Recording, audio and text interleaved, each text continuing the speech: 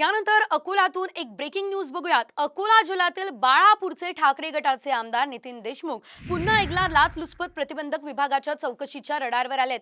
अमरावती लाचलुचपत प्रतिबंधक विभागाने आमदार नितीन देशमुख अकोला जिल्हा परिषदेचे सदस्य असतानाच्या कार्यकाळाची माहिती अकोला जिल्हा परिषदेकडून आता मागवलेली आहे। त्यामुळे नितीन देशमुख यांच्या अडचणी आता वाढताना दिसताय। अधिकची अपडेट आपण घेऊयात आमचे प्रतिनिधी अक्षय गवळी यांच्याकडून। अक्षय, नेमकं हे संपूर्ण प्रकरण काय आहे, कशा संदर्भात चौकशी होणार आहे, सविस्तर अपडेट।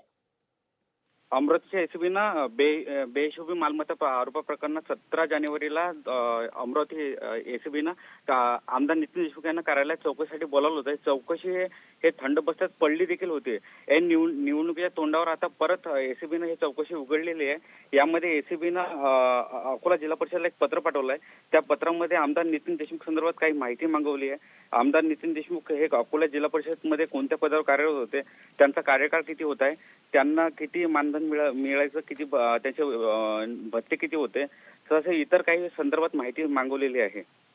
निश्चितच धन्यवाद दिलेल्या सर्व सविस्तर माहितीसाठी।